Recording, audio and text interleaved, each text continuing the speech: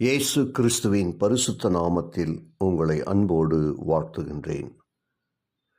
வெளிச்சத்திலே நடப்பும் வாருங்கள் என்ற தொடரின் வழியாக மீண்டும் உங்களோடு இன்னொரு புதிய தலைப்புக்குள்ளாய் நாம் சத்தியத்தை தியானிக்கப் போகிறோம். பரிசுத்த ஆவியானவரும் வரங்களும் என்கிற தலைப்பின் கீழாக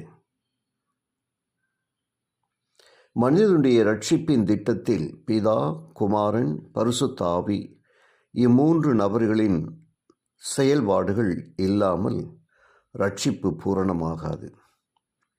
ஆகவே ஒவ்வொருவரையும் குறித்து நாம் சரியாக அறிந்து கொள்ளும்போது மட்டுமே அதன்படி சரியாக நாம் வாழ வழி கிடைக்கும்.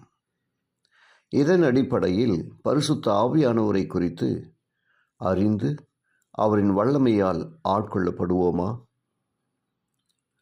அப்போஸ்தலர் 8ஆம் அதிகாரம் 9-24 இந்த வசனங்களை நாம் காணும் பொழுது, சீமோன் என்ற மாய வித்தைக்காரன் பணத்தினால் பரிசுத்த ஆவியின் வல்லமையை குறுக்கு வழியில் பெற்றுக்கொள்ள விரும்பினான்.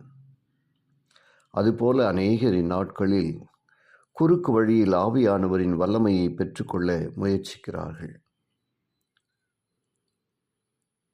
பரிசுத்த ஆவியானவரின் ஆள் தத்துவம் 1 யோவான் 5ஆம் அதிகாரம் 7-8 வசனங்களில் பரிசுத்த ஆவியானவர் திருத்துவத்தில் ஒருவர் என்பதை நாம் காண முடியும்.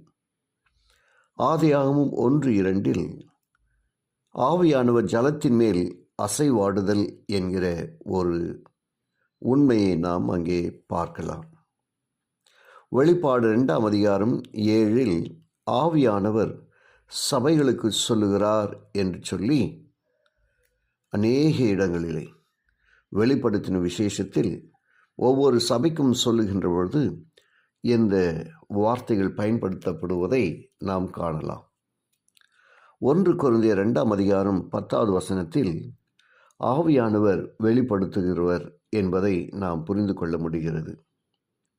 யோவான் 16ஆம் அதிகாரம் 13 சத்திய ஆவியானவர் சகல சத்தியத்திற்குள்ளும் நம்மை நடத்துகிறவர். ரோமர் 8ஆம் அதிகாரம் 26வது வசனத்திலே ஆவியானவர் நமக்காக வேண்டுதல் செய்கிறவர். எபேசியர் 4ஆம் அதிகாரம் 30வது வசனத்திலே ஆவியானவரை துக்கப்படுத்தாதிருங்கள் என்றெல்லாம் இப்படி பரிசுத்த ஆவியானவர் ஒரு ஆள் தத்துவம் உடையவர் என்பதை நாம் உணர்ந்து கொள்ளும்படியாய் இந்த வசனங்கள் நம்மோடு கூட பேசுகிறது. இன்றைக்கு அநேகர் ஆவியானவர் என்று சொன்னால் ஏதோ அது ஒரு உந்து சக்தி என்று அநேகர் எண்ணிக் கொண்டு இருக்கிறார்கள். ஆவி என்றாலே அது ஒரு ஆவி போலதான், வரும் போகும், அது ஒரு உந்து சக்தி, அது ஒரு வல்லமை என்று எண்ணம் கொண்டவர்கள் ஏராளம். ஆகவே தான் வேதத்தை நாம் சரியாய் படிக்கின்ற பொழுது இதன் பொருளை புரிந்து கொள்வதற்கு பரிசுத்த ஆவியானவரின் ஆள் தத்துவத்தை உணர்ந்து கொள்வதற்கான இத்தனை வசனங்களை உங்களுக்கு சாட்சியாக நான் கொடுத்திருக்கிறேன். தொடர்ந்து நாளை தினத்திலே மீண்டும் இதன் தொடரை பார்க்க தேவன் கிருபை செய்வாராக. ஜெபிப்போம்.